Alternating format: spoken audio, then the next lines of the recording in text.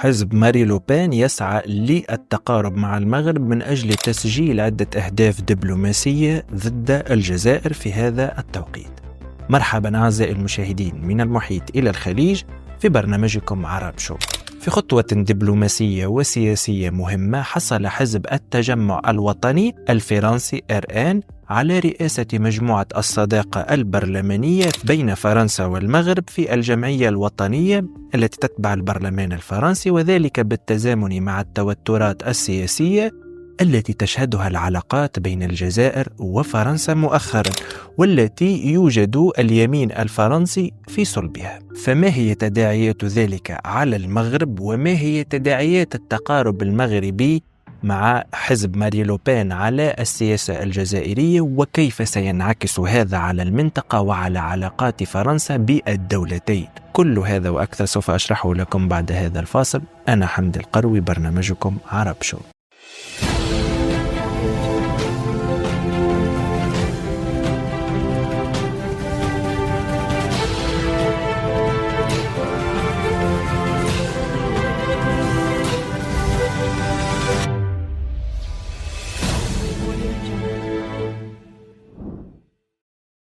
أود أن ألفت انتباهكم أعزائي المشاهدين إلى الاشتراك الآن في القناة وتفعيل زر الجرس لتصلكم حلقاتنا أولا بأول.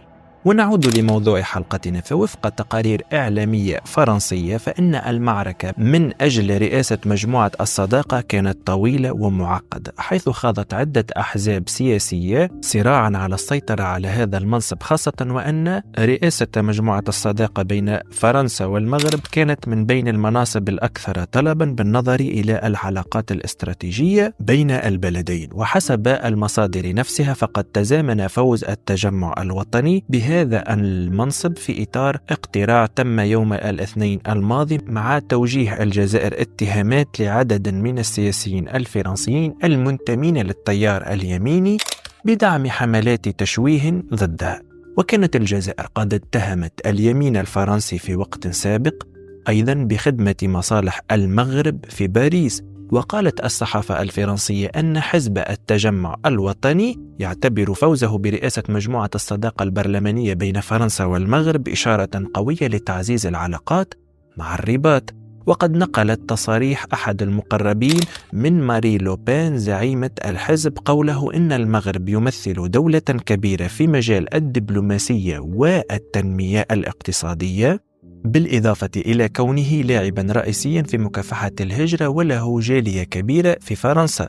وبفضل نجاحه في الحصول على رئاسة مجموعة الصداقة مع المغرب، ينظر إلى حزب التجمع الوطني على أنه يخطو خطوة مهمة نحو تعزيز علاقته مع الدول الأفريقية والمغاربية وسط منافسة شديدة من قبل الأحزاب الأخرى. وقد حصل نفس الحزب في نفس اليوم على رئاسة مجموعة الصداقة بين فرنسا وإيطاليا، ما يعكس توجه الاستراتيجي نحو تعزيز علاقته الدولية.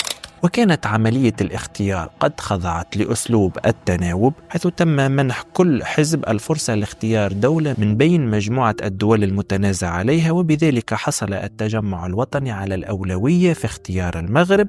وبهذا الشكل تمكن الحزب اليميني من فرض نفسه كلاعب أساسي في السياسة الفرنسية تجاه المملكة المغربية. وفيما يخص مجموعة الصداقة مع الجزائر، فقد حصل الحزب الاشتراكي على هذا المنصب، فيما تم توزيع مناصب أخرى مماثلة بين مجموعات سياسية متعددة، حيث فاز حزب فرنسا المتمردة برئاسة مجموعة الصداقة مع دول مثل السنغال ولبنان والمكسيك. واعتبرت تقارير فرنسية أن ما تم الحديث عنه في الجمعية الوطنية الفرنسية يعكس التوجه المتزايد لدى اليمين الفرنسي نحو تقوية الروابط مع المغرب، في حين تظل الجزائر تحت ضغط اتهامات مستمرة من بعض السياسيين الفرنسيين الذين يتهمونها بمحاولة إذلال فرنسا، كما جاء على لسان وزير الداخلية برونو ريتايو بسبب رفضها التعاون في مجال الهجرة. والجدير بالذكر أن الجزائر كانت متخوفة في الانتخابات التشريعية الأخيرة التي شهدتها فرنسا من صعود اليمين المتطرف، خاصة حزب التجمع الوطني، لكونه حزب ينظر إليه على أنه صديق للمغرب. ويتخذوا مواقف علنية وصريحة مضادة للجزائر في العديد من الملفات. وكانت الصحافة الفرنسية قد نقلت عن خبير الجغرافيا السياسية إمريك شوبارد الذي كان يشغل سابقا منصب المدير التنفيذي لحزب التجمع الوطني، أي الحزب الجبهة الوطنية سابقا، بأن الحزب الأخير هو الحزب الفرنسي الوحيد الذي إذا وصل إلى السلطة فسيعترف بمغربية الصحراء، وهو ما كان يثير قلق الجزائر بشدة في تلك الفترة. في هذا السياق لا يمكن أن نخفي تصاعد حدة الخلاف بين الجزائر وباريس لتنتقل من قضية الكاتب الفرنسي الجزائري بوعلام صنصال وما عرفته من تطورات تعكس حجم التوتر بين البلدين إلى قضية المؤثر نعمان بوعلام المعروف باسم دولمان، والذي تم ترحيله من فرنسا وإعادته للجزائر لتقرر الأخيرة عدم استقباله وإرجاعه إلى فرنسا في الطائرة نفسها. من جانبه قال الباحث في الدراسات الاستراتيجية نبيل كحلوش إلى أن أوراق الضغط التي لوح وزير الداخلية الفرنسي باستخدامها ضد الجزائر انطلاقا من تجميد منح التأشيرات للجزائريين، وهو ما يتناقض مع الاتفاقيات المبرمة بين البلدين، كما أن رفض الحكومة الفرنسية للمقترح ينم عن وعيها بإمكانية أن يؤدي إلى تفاقم الأزمات سياسيا واقتصاديا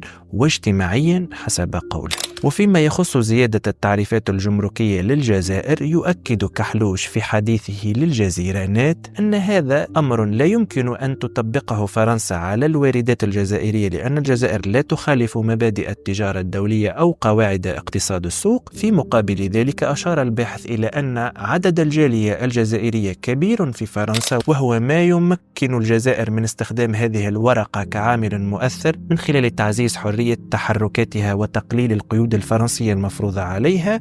وأشار في هذا السياق للإجراء الاستثنائي الذي قامت به الجزائر السبت، حيث أصدرت وزارة الخارجية قرارا يمتد حتى ديسمبر كانون الأول 2025 يمنح الجزائريين تسهيلات للدخول والخروج من البلاد دون تأشيرة، ويشمل القرار الجزائريين الذين يحملون جوازات سفر أجنبية أو جنسية مزدوجة، مما يمنحهم حرية أكبر في التنقل ويقلل من تأثير القيود الفرنسية التي قد تفرض عليه.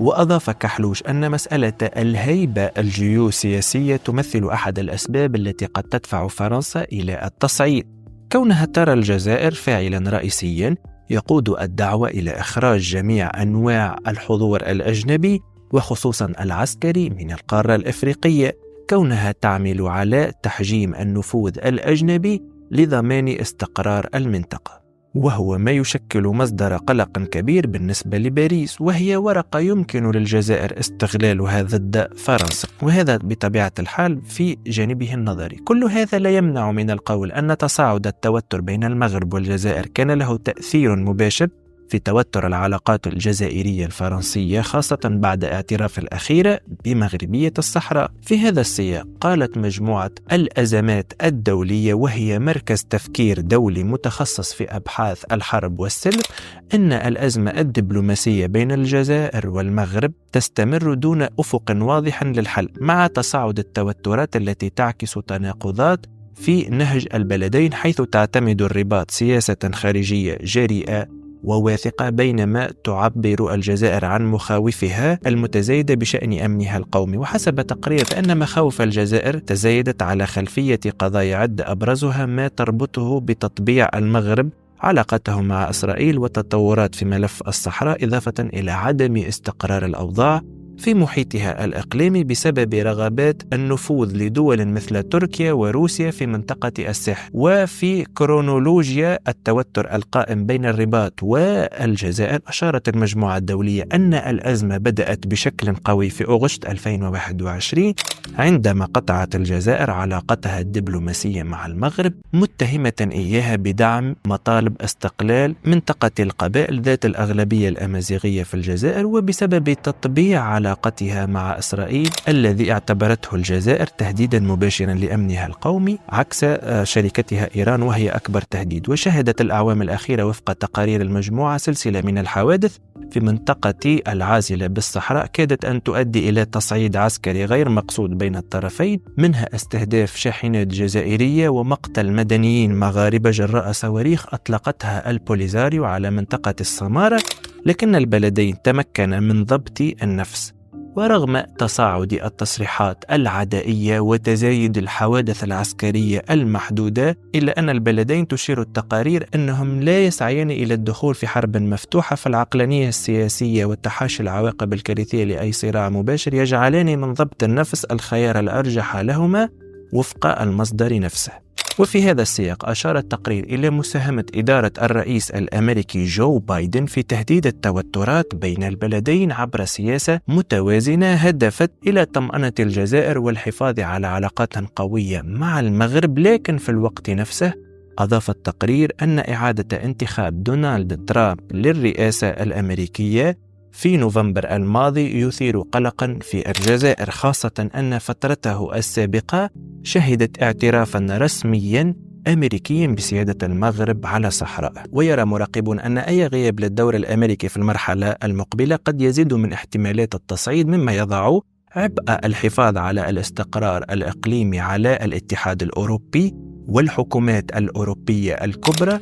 لكن حتى الآن حسب التقرير يظل خيار الحرب مستبعدا في ظل حرص الطرفين على تجنب الانزلاق إلى مواجهة عسكرية شاملة.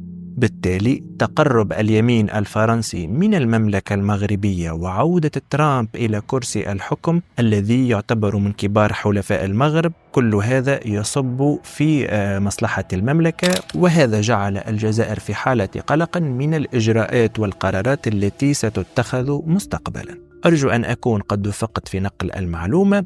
إذا أعجبتكم هذه الحلقة فاشتركوا الآن في القناة وفعلوا زر الجرس لتأتيكم حلقاتنا أولا بأول، ولا تنسوا مشاهدة الحلقات التي تم تنزيلها هذا الأسبوع تباعا، فالفائدة فيها مضمونة.